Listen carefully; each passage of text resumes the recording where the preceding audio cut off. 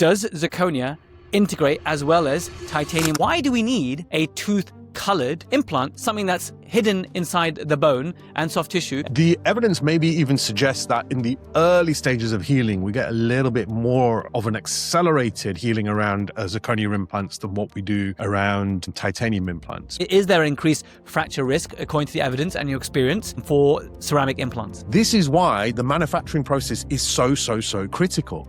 So if you're looking at a zirconia implant system, the questions you need to ask is, how long has this been around? If it's only been around 2, 3, 4 years, you don't know whether they've got the manufacturing process correct. Whereas if they've been around 20, 25 years and they use hot isostatic pressing, they've got the evidence to back up what they're saying.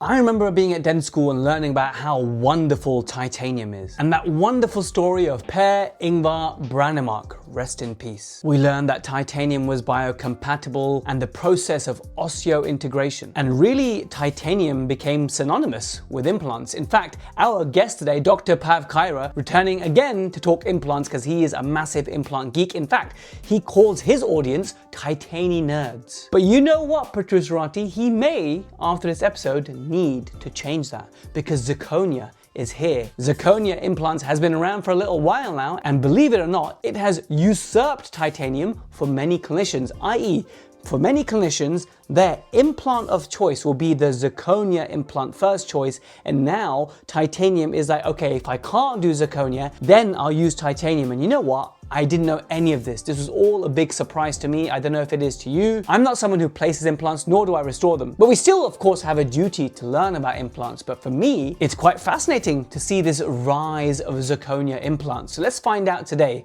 Zirconia versus titanium. What is going on? Is zirconia better? Is it not at risk of fracture? Does it osseointegrate as well as titanium? All will be revealed in this episode, which is eligible for CE. We are a PACE-approved education provider. You just have to be on our community, protrusive.app. Now, talking of the community, I've borrowed today's Protrusive Dental Pearl from the community. Look, this month has been all about stress, pressure, and burnout. That's been our theme. Just a few days ago, I asked you guys to share your #1 piece of advice for stressful or challenging times in your career. I jumped in first. I talked about the importance of sleep.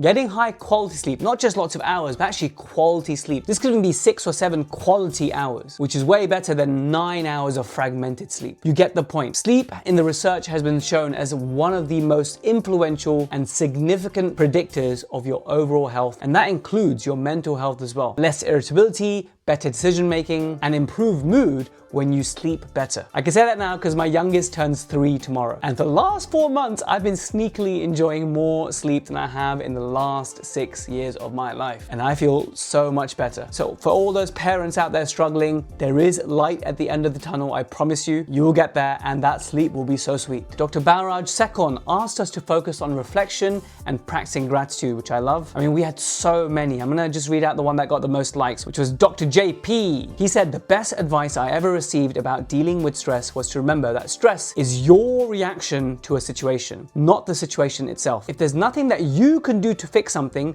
then you shouldn't be stressing. Let go of the things that you can't control. Not easy at first, but it changed the way I approach stressful situations. Our very own Dr. Alex Buchu advised us all to marry rich. Thank you for that one, Alex. Dr. April, as well as a few others, said the same thing about talking to friends, talking to people who are close to you, who can understand the pressures. And lastly, the guest for today, Dr. Pav Khaira, he also commented and he said, you've survived every day of your life. This is no different. The bad times will pass. And so with that, let's learn about zirconia implants with Dr. Pav Khaira. I'll catch you in the outro, so make sure you listen all the way to the end. Dr. Pav Khaira, our resident implant geek, welcome back to the Protrusive podcast. I cannot wait to learn about zirconia implants because I'm like, what on earth is going on with this, right? This is, for me, it's a new thing. Look, I'm worried a little bit, right? Because the first people I saw tooting about zirconia implants was the biological group, right? The whole biological dentist, you know, anti-fluoride, anti-amalgam. I get that stuff. Listen, I get it, right? But then sometimes they go to extreme levels, I think, right? And sometimes there's a lot of scaremongering, like anti-root canal. You know, let's take out perfectly fine root canal treated teeth and stick in zirconia implants. It has to be zirconia, not metal. And so when I first saw that, I was like, is this some sort of voodoo stuff? But then I said, hey, You're talking about zirconia implants. So it must be something going on here, right? So we all know Pierre Brandemark, rest in peace. He stuck some titanium in some rabbits or something and they found, wow, osseointegration, that's awesome. And now zirconia is coming along. So I want to start with the basics of and science of it. Does zirconia integrate as well as titanium? Was it titanium or was it titanium oxide? What's the better term for it? Well, technically it's titanium oxide, and technically it's also zirconia oxide. So it's, but if we start talking about titanium oxide all of the time, it becomes a little bit of a mouthful. The answer is yes. So what we have to be, what I'm very careful of with regards to discussing zirconia implants with my patients is I don't go down the entirety of the biological dentistry route. Now, I have patients who have that mindset, which is fine. That comes down to patient And they seek you out, right? Yeah. So I get patients traveling quite a long distance to come in to see me, which is fine. But I don't push it per se, because we need to look at the evidence. And the evidence tells us that, you know what, titanium is safe to use, is predictable to use. But it's also that actually, you know what, zirconia is safe and predictable to use if you use the correct system and if you know what's going on. And the reason why I say that is, as we had Prof. Brandemark and he had the titanium implants, and it kind of like all started from there.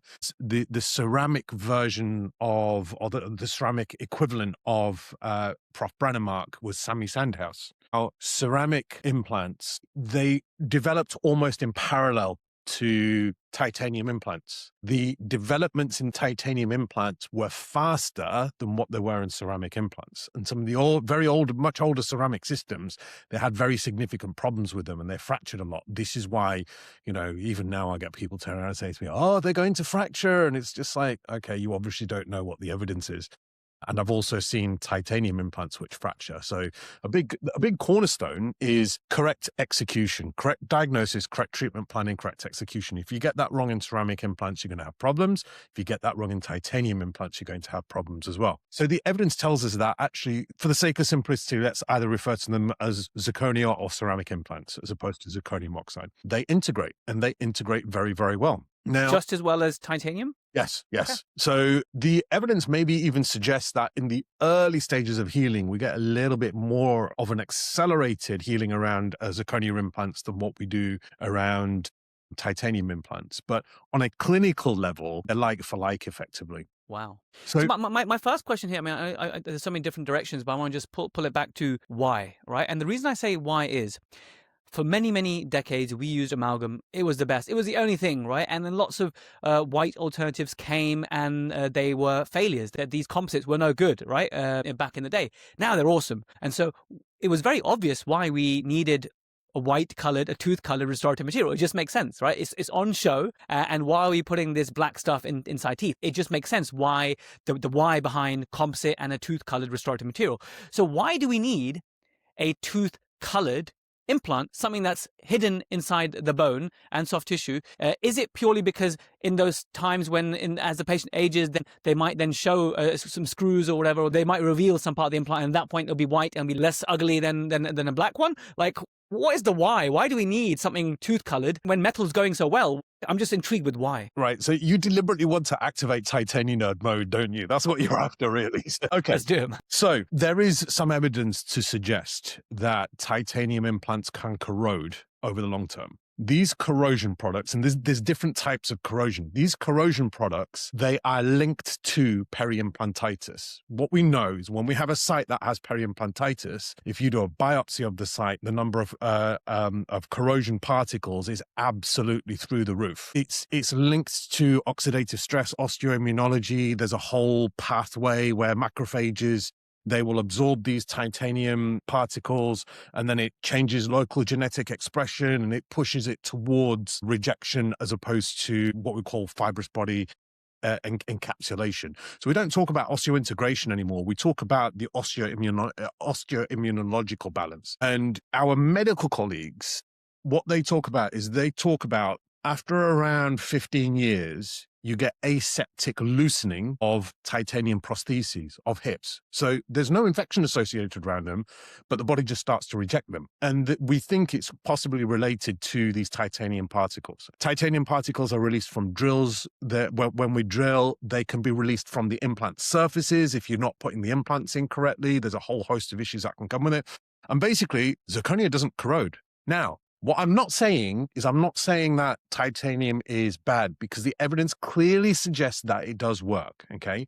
But what I'm saying is it's one aspect that we don't have to worry about. So in that context, from a biological reason, that's the main reason why I started offering ceramic implants. Now, for your average patient, it may not be a problem. It may never be a problem. But we have patients where they start to become immunocompromised as they become older. They get put on certain medications. And it may be that they reach a tipping balance where even that small amount of titanium particle release is too much. And it goes from acceptance to rejection. So on a biological level, that's where it's coming from. From a clinical point of view, there's a number of things which come into play here. I specifically like the Bredent White Sky Zirconia implant. The reason for that is it's a one-piece implant. So we often hear about one abutment one time. So once your implant's placed, put an abutment on it, never take it off again because you get better crestal bone levels. We also talk about tissue levels. They give a better bone response. And all of this is true. When you have a one-piece implant, that also enhances that. So actually, there's no one abutment one time because it's an integrated abutment. It's tissue level and it's one piece. So there's no micro movement at the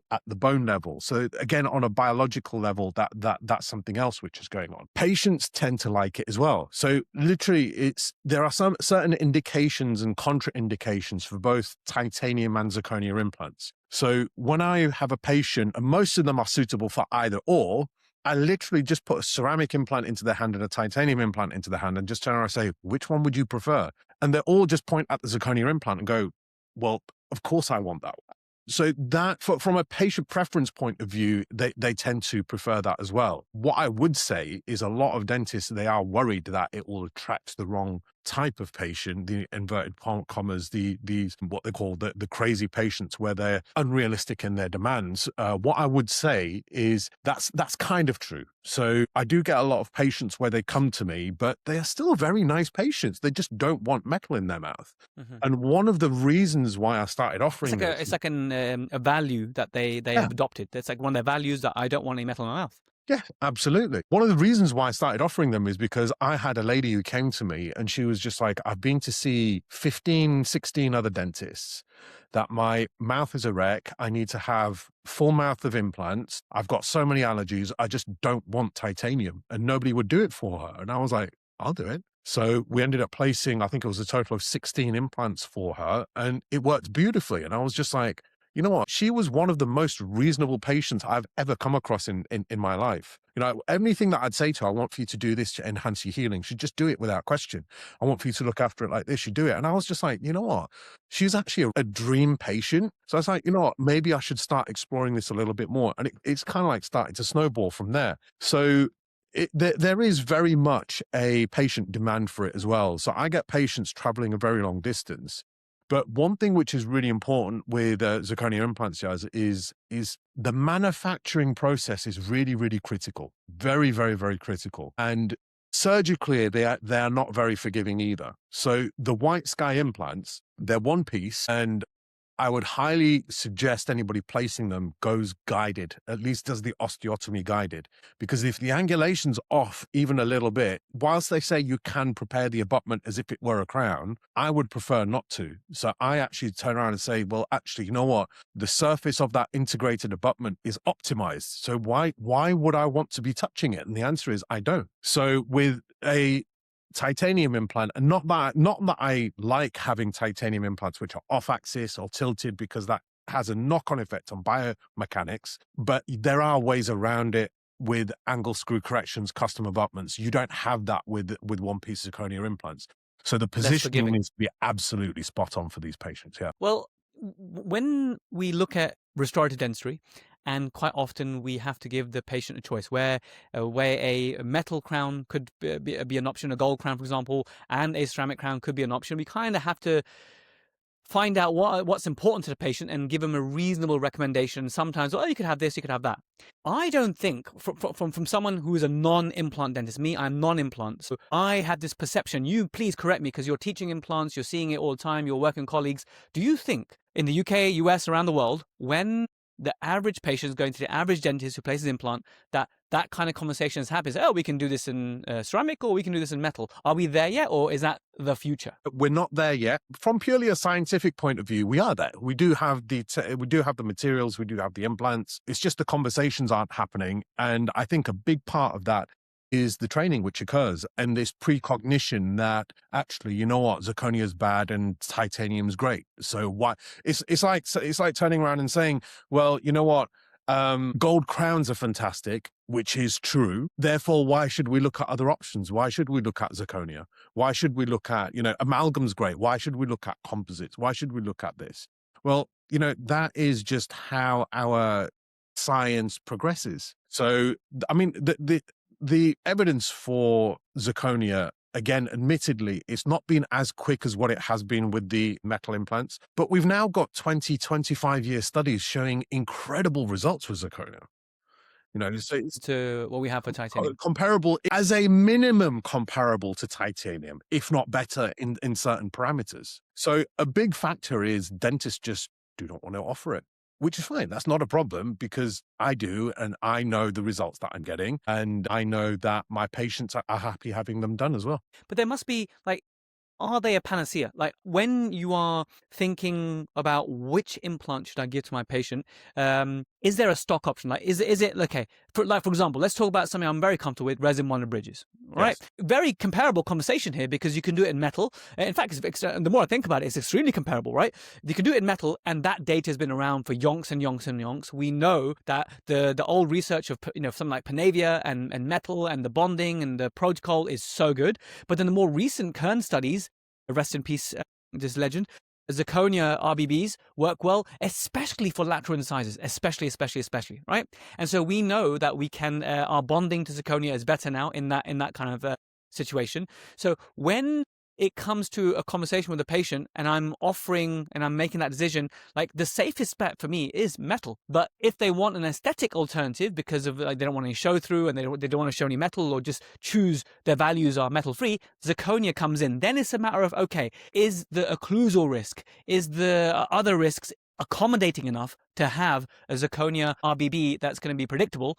And then I would guide them and say, well, in your case, I don't think it's a wise scenario, and I think metal will be safer because X, Y, Z, for example. What are you thinking? Like, for example, is the ceramic implant your stock choice? Like, everything should be ceramic unless there's a reason why I have to go for metal, or is it's like really 50-50 and you just give the patient a choice because actually it doesn't make a difference? I just really want to get in your head about when you're now communicating, because you're one of the few practitioners who offer both titanium and ceramic implants. What's going through your mind? So for me personally now, zirconia implants are stock. It's what I predominantly do. There are certain instances where patients are not suitable for zirconia. So if they have limited bone and I need to use a short implant, they're not available in zirconia. If they have very, very soft bone and I need to bury the implant, well, I've got an integrated abutment, I can't bury it. So there still is an algorithm which goes in through my head where I turn around and say to myself, what's going to give the patient the best outcome? And sometimes the answer is titanium. And I turn around and I'll just say to the patient, look, I normally offer both of these, but you're not suitable for the ceramic implants because of X, Y, Z reason. I would also state that because there is an integrated abutment, there is, let's say in the anterior region, is you can't put a temporary denture and you can't make a temporary rochette bridge because you've got an abutment in the way. So you need to be confident that you can get stability so that you can actually load these things as well. So again, this is another layer of complexity where, okay, the drilling protocols may be the same, but there's subtle differences which make ceramic implants a little bit more difficult. Now, the other thing that I want to mention as well, that is a few moments ago, you said that there is a parallel between resin bonded bridges where you've got a metal option and a zirconia option. One of the big things a lot of people turn around and say is, well, what happens if a zirconia implant fractures? Now, this stems... I'm so glad you mentioned that, Prav, because for those who are new to RBBs, the most common complication of a zirconia resin bridge is a framework fracture, right? The bond actually works. It's a framework fracture, and that's happened to me when I've been overambitious and trying to replace premolars and stuff. It's more likely to happen. So I'm glad you mentioned that. But please, tell us, is there an increased fracture risk according to the evidence and your experience for ceramic implants? So this is what I don't know if we can call it titanium nerd anymore. We need to come up with a zirconia option. I don't think Zirconia nerd, zirconia nerd sounds quite good. So I'll have to work on that one. So what we need to do is we need to distinguish that what you refer to and what we refer to as zirconia for restorations is completely different to a zirconia implant because of the way that it's manufactured. Okay. So zirconia suffers from what we call low temperature degradation. It's just part of the process. This is why you cannot cool zirconia too quickly. Okay. I'm trying to explain this succinctly without getting overly complicated about it. So I'll try to do that for you. What you get back from the lab in terms of crowns and bridges suffers from low temperature degradation, and it is subject to crack propagation and eventually, ultimately, having the framework fracture, which is what we discussed. Now, not all zirconia implants, but some zirconia implants are manufactured with what's called hot isostatic pressing. Zirconia itself is actually a powder. Zirconia oxide, that is what we use on a day-to-day basis. They're not the same things. So the manufacturing process is completely different. Now, you can make rods out of zirconia oxide and then start milling them, and it will be very similar to the crown work that we get back. The problem that you have with that is you can get micro cracks on the surface, which is made worse by water molecule ingress to the surface. And that is what low temperature degradation is. So what hot isostatic pressing does is under heat, under high argon pressure atmosphere, they reduce the porosity within the zirconia itself. And it increases the flexural strength by 45%. Hello, YouTube Protruserati. I know you're watching on YouTube, and I hope you're enjoying this episode so far. But I wanted to highlight, in case you don't know yet, we have an amazing viewing experience on protrusive.app, our website, our network, our platform. So I just want to spend a minute to show you what this looks like. On the left side, you see the navigation, and when you join the app, you get a 1-minute video tour of the entire network. Now, in terms of where the magic happens, that's in the protrusive community, because you might come for the content, but you'll stay for the community of the nicest and geekiest dentists in the world. We have all these polls, we have a chat group, there's always active chats and dentists helping dentists. And really what I want to do is create a really supportive environment that's not like the environment we have on Facebook, and is built on the values of niceness and geekiness. If you are nice and geeky, you belong here. Now, to make this a safe space, we have a manual process of approval. We actually verify that you are a dental professional before you get in here. So we have hundreds of applicants a day. So if it's been about 2 days and you haven't heard anything, either something's in your junk or you need to reach out. If you're still waiting to join your tribe, email marie@protrusive.co.uk. That's MARI@protrusive.co.uk, and she'll investigate what's happened. Now, all the videos you have on YouTube are also on here, but you actually have some extra ones for free that you don't have on YouTube. So you get some bonus content that's not on YouTube. And actually for the future, I'm not taking things out of YouTube, but some things are not appropriate for the wider public, and I want to sort of safeguard that information, which is like dentist talk, if you like. So that's why a lot of the content is only here and not on YouTube. So you're kind of missing out if you're not on here. That's why I'd love for you to join there. And if you join one of our paid plans, then what you get is access to the CE quiz, like this one, and you can get CPD or CE certificates, and also you get our premium notes. So these are a great aid memoir or revision for an episode to really cement your learning. And whilst we have ads and YouTube places ads on YouTube, we don't have that on our network. So for the paid plan, you get to see all of the premium notes without any of the ads. And of course,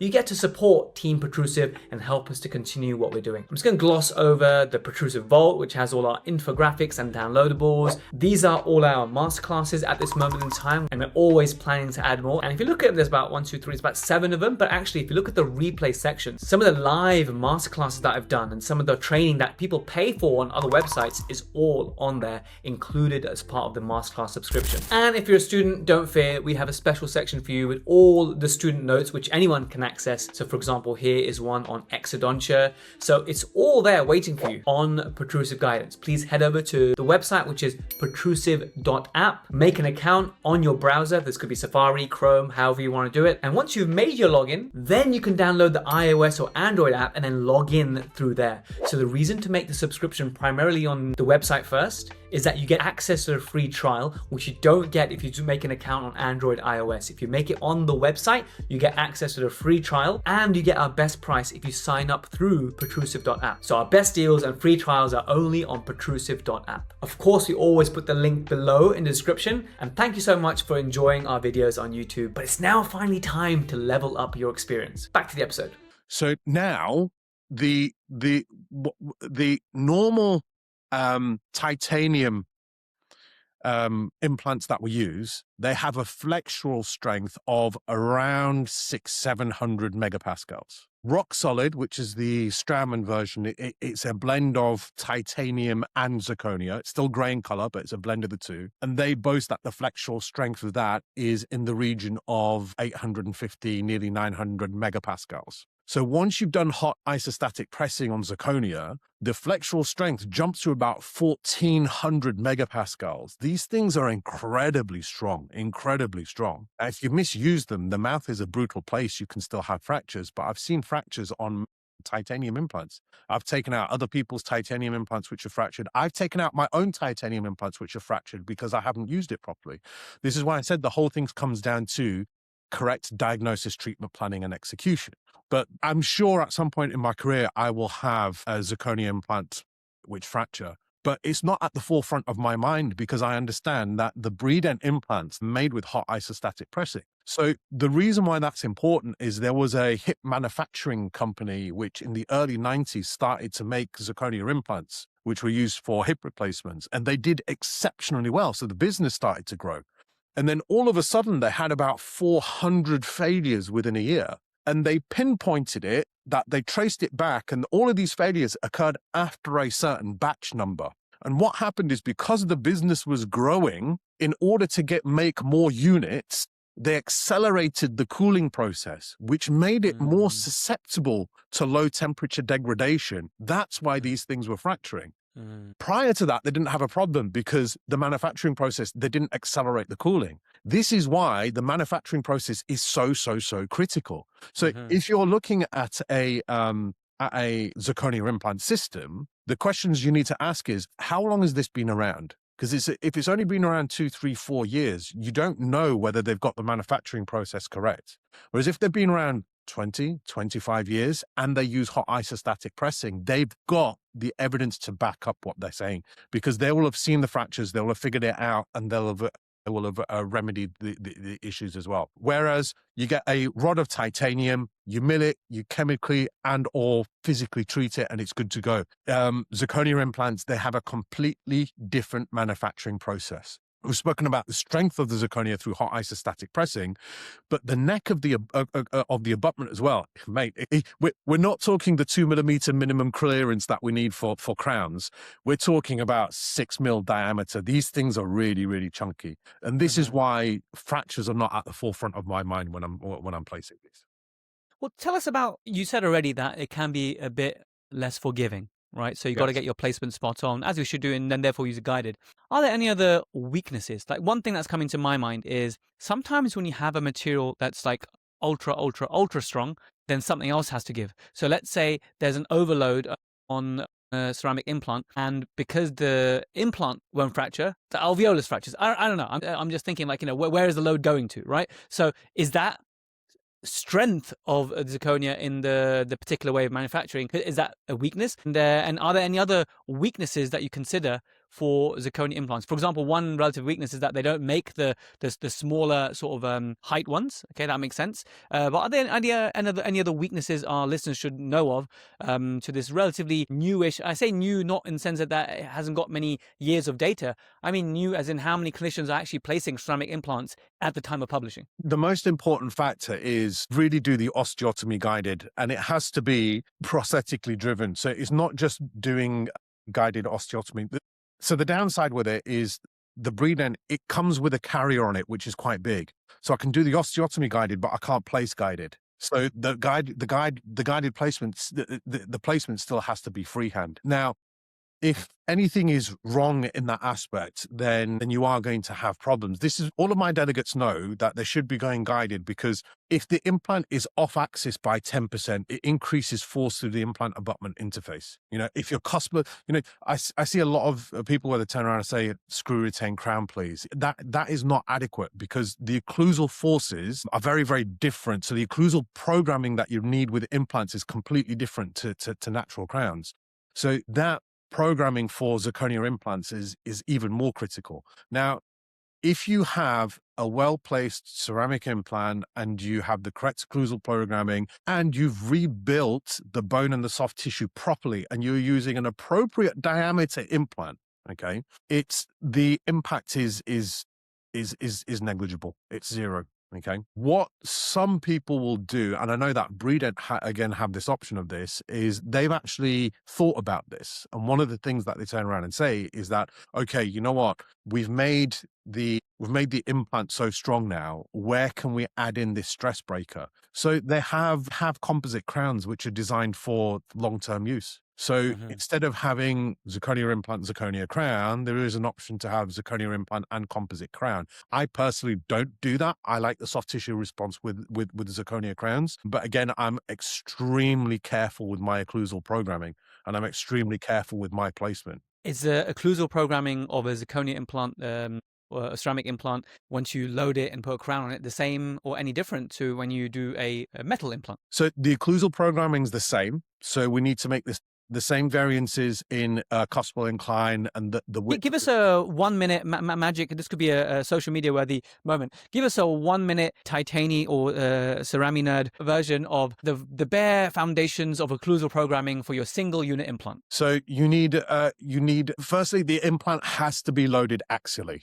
There are sometimes you can't get around that, like in the anterior maxilla where the maxilla is flared. You need a wider central fossa. The cusps need to be flatter, and you need it just marginally out of occlusion as well. So if you have the same cuspal inclines as what you do on natural dentition, you start to increase the force through the implant abutment interface. Now, titanium is more forgiving, but the occlusal principles are exactly the same. You just have to be even more careful when you're using a zirconia implant. The other thing I see a lot of people do with titanium as well is they're just using angle screw correction for everything. And what we know is we should limit that angle screw correction to 15, no further.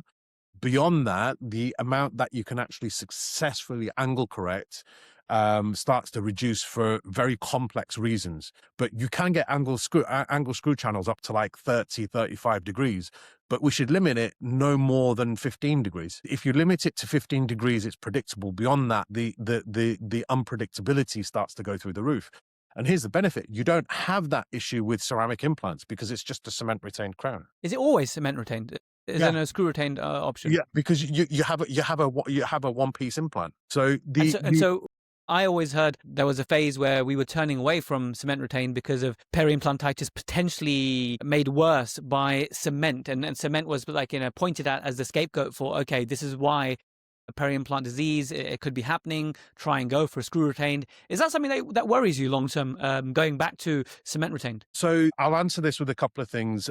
Firstly, no, because I put very specific vent holes into my crowns. So if I end up loading up too much cement when I'm seating the crowns, instead of being forced down the margin of the implant, it comes out of the vent holes. But again, it's quite complex where these should be, how many, and the size of them. The other thing that I would say is a couple of my teachers, a couple of my mentors in the anterior aesthetic region, we actually do cement retained 100% of the time. The evidence is now suggesting if you're using BOPT margins and you are managing the cement properly, you actually get better soft tissue response around them.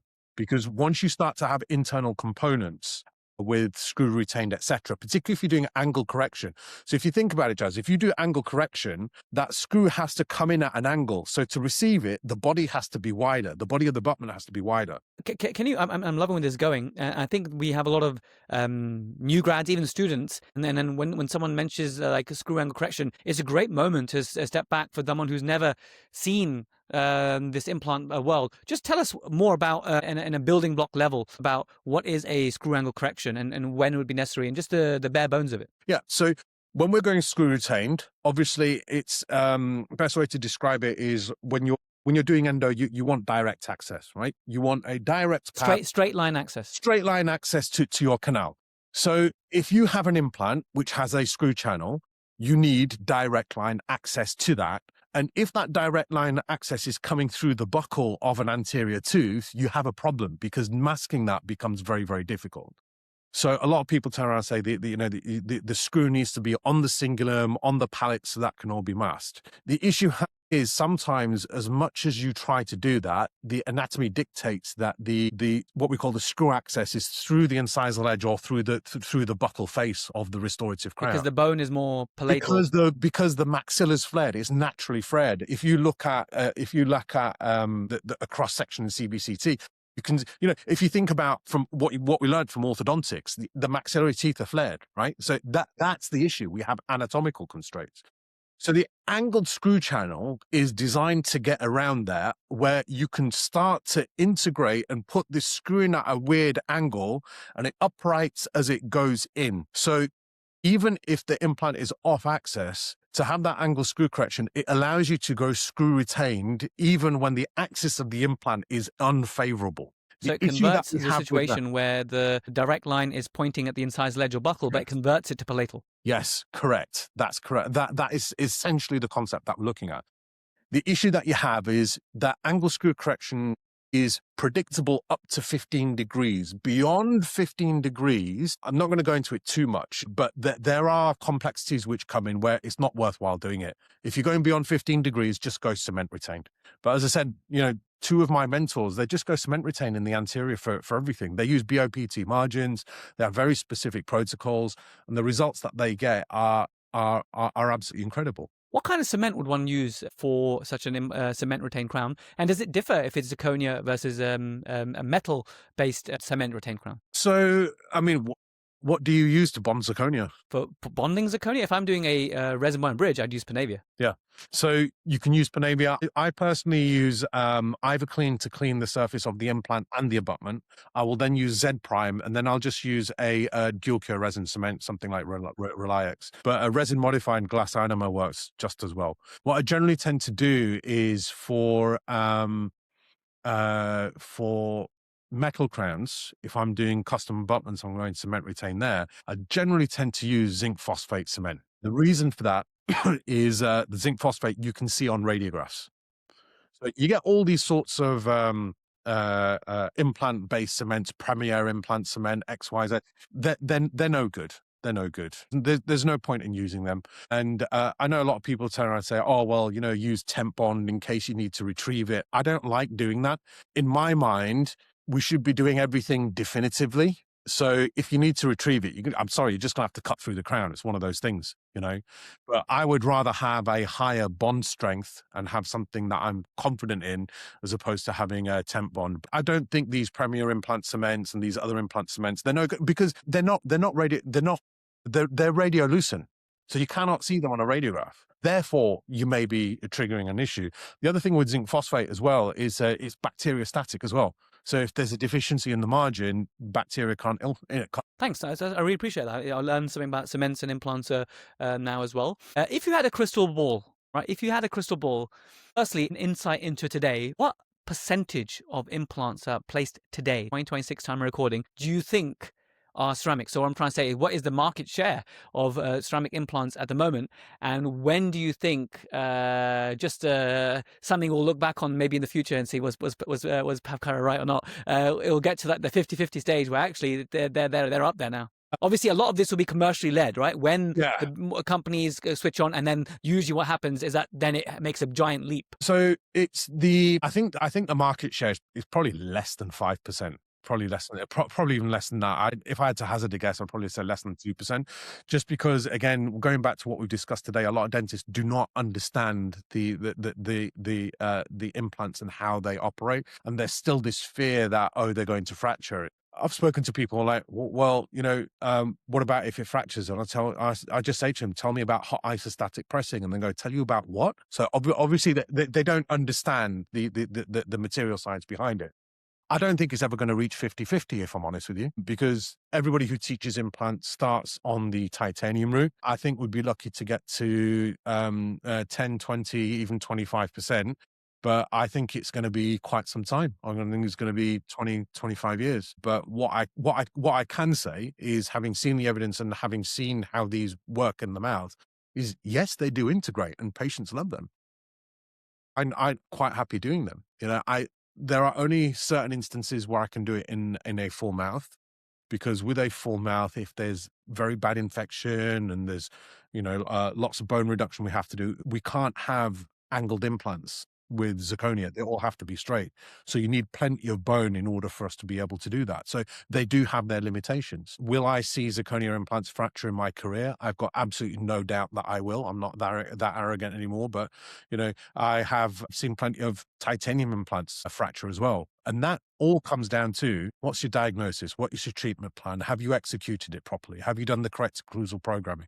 You can reduce force on an implant by about 60-70% just with the correct occlusal programming. If you're ignoring the programming and you're off axis, that's when you're inviting problems. So, it's just understanding in depth so that we know exactly what we should and shouldn't be doing. And what is, like, in terms of when dentists are listening to this, and for some of them, they've wondered about ceramic implants, and today we've gained a wonderful insight. What do you think are the authors or books or the seminal papers that one should read? Because you always say, look, you've got to do your own research and then eventually the right education and courses and stuff. But what are the seminal papers or systematic reviews, or a good place to go down this rabbit hole for someone who may be already placing titanium implants and be like, you know what, I've always wondered, and now that Pav's talking about it, it's piqued my interest. Where are good places to read? Probably the best place to start is, there is a textbook which was released just a few months ago called Zirconia. It's a bit of a boring read, but it goes into a lot of this, and it goes into a lot of the evidence. So instead of having to trawl through multiple papers, I'd say probably just start with that one textbook. Yeah, because that textbook will obviously have all the references inside as well. Absolutely. And it is a very nice textbook. It is a very nice textbook. But again, what you have to be careful of is just be careful of these newer zirconia implants which have come out, and always ask the reps, is this hot isostatic pressed? Is it clean implant foundation certified? How long has the implant been around? Because what you don't want to do is, you don't want to be the guinea pig for a new manufacturing process, because we know how critically important the manufacturing process is. Well, I remember the other question I wasn't asked, actually. So yeah, like when I'm having a conversation with my patients, zirconia versus metal, I remember some years ago, maybe it was like 3 or 4 years ago, there was, and correct me if I'm wrong, Pav, because I might be talking about arse here, but there was like a medico-legal case where a dentist was scrutinized for the options he gave to a patient. And because this dentist did not give zygomatic implants as an option to consider, it was in contention. It was like a big issue. It was a big problem medico-legally. So the lesson there was, okay, even though you don't know how to do zygomatic implants, you should offer, look, these are available. I can send you someone else. This is an option for you for your edentalism, for example. There will probably come a time whereby, could there be a medical legal issue that you did not offer zirconia implants? I don't know. I'm just toying out loud, because this is a whole very complex choice thing. It's obviously bodies and the ADI and the implant or ITI would have to adopt it and stuff. But where does that come in? Like, what if someone says, hey, 3 years ago I had an implant. Why wasn't I offered ceramic implants? Yeah, I think that is potentially an issue. I also think it's an issue if you lean too heavily on the biological dentistry aspect of it. In fact, I think somebody was reprimanded by the GDC for doing exactly that, scaremongering for zirconia implants, bashing titanium.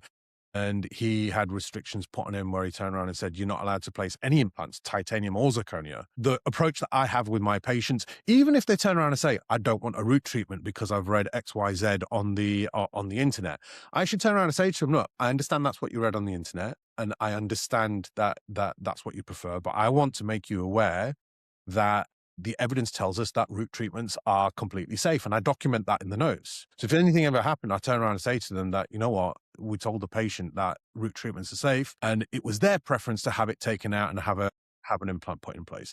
And that's what informed consent is. Whereas the opposite of that would be to agree with the patient and say, yes, I Yes. agree with you. Root canals are not safe at all. Let's go ahead and do it, because that's not what the evidence and the standard of care is. Exactly. And you know what? Patient autonomy and Patients choice should always be come respected first. as long as it's rational and as long as it's a reasonable thing. Okay, and patients can have their values and say, I don't want root canals, and that's reasonable. I think we should obviously try to educate our patients, but they said, I hear you, but I in my mouth don't want this. Is it reasonable for a tooth that is necrotic to have an extraction? It is. It's It is, reasonable, right? Because absolutely. the patient says no to a root canal, and then just because the tooth could be saved, but it's necrotic and therefore it would need a root canal to be saved, and the patient doesn't want a root canal, that is, you're not negligent to remove the tooth. But I think the issue is when we scaremonger and say, yeah, root canals are totally bad. In fact, let's take out your metal implants and stick in zirconias and that kind of stuff. That's when there's no evidence to back you up. Absolutely correct. Absolutely correct. So you can support the patient's thought processes, even if they're going down the route of holistic dentistry, biological dentistry. But, and I've had some of these patients come in and, I've just turned around and said to them straight, I want to make you aware there's nothing wrong with titanium. But if your preference is ceramic implant, hey, I can place a ceramic implant for you. And the patients just go, thank you. That's all that I want. So it's a very simple conversation that you can have with patients without having to scaremonger them in order to go ahead with a zirconia implant. Have you answered all my questions? I know I'm so much more knowledgeable now about zirconia implants, but I respect you so much in this field, and so if you're placing them, I believe in them. I just think I think it's good you're placing them for the right reasons, in the fact that they are a viable alternative now, rather than the whole scaremongering aspect of it, and that's important. I think that's why I wanted to mention that aspect. Please tell us more about how we can learn from you specifically. Tell us about the academy, the training. I know you do some stuff like abroad and collaborations and lots of the teaching that you're involved in. Yeah. So thanks, Jazz. Obviously, I run the Academy of Implant Excellence, and it's aimed more towards those who like to genuinely learn and understand why they are doing things and not just follow an ABC process. So I actually get a lot of delegates who've done diplomas and MSCs where they're just like, you know what, I'm doing, but I don't know why I'm doing. And then they join and they're just like, okay, now it makes sense. And then they can start to make smarter decisions. So the academy is modular. So you can start with the essentials, but it runs all the way up to a full EduQual level 7 diploma as well. And we have different options available for hands-on training, whether it's me coming out to your practice to mentor you bringing patients to me. And I have some delegates where they go abroad and they place X number of implants in a week. But again, I'm very passionate about this because I feel too many courses are sponsored by implant companies. So the implant companies that I work with, I don't have exclusive deals with them. And I always turn around and say to them that, look, I'm going to talk good and bad about my experiences, because that's the only way that you can be honest with people. And this is why I've said to you that, the drawback of the Breedamp White Sky system is you cannot place it 100% guided because of the carrier. And the carrier is big. I don't like it. But you've always got to weigh the pros and cons and then execute accordingly. So my passion is teaching those who really want to learn depth of knowledge and understand why. And then they start to do stuff where it's just like, it's really interesting because my mate places implants and he or she said that this was impossible and I did it and it worked great. It's like, because you understand biology, because you understand not just how to do, but why to do things. So that's the reason why. And we cover zirconia implants on the academy as well. I absolutely love it. So I'm constantly adding to the academy to get more and more benefit as time goes on. Well, I'm definitely going to add the website, as always, Academy of Implant Excellence. But also I just want to say thank you for being our resident implant geek on Protrusive Guidance. Anytime someone mentions an implant complication or anything related to implants, I'll tag you, and you've been so helpful in the community to help them, giving up your time and knowledge and expertise, and that's been amazing. Obviously, you post really cool things, which I have no idea what's going on because I'm not in the space, but I'm like, that looks amazing. You literally restored someone's smile when there was no hope, and you did all sorts of osteogenic wizardry and that kind of stuff. So Pav, thank you so much for being part of the community, for sharing so generously and educating us about ceramic implants. Thanks, Jess.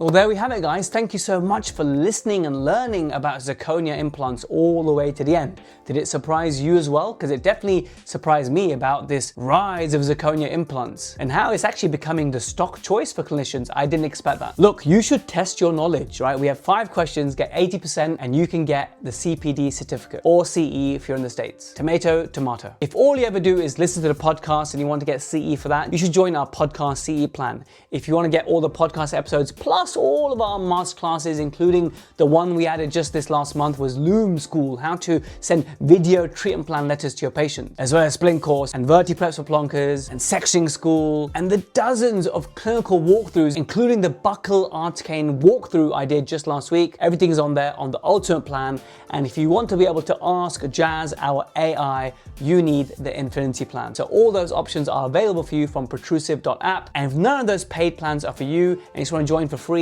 please come and join the nicest and geekiest community of dentists in the world. You just need the community plan for that one. I want to thank Team Protrusive for all their hard work, and for you guys for always coming back to our podcast. I'll catch you same time, same place next week. Bye for now.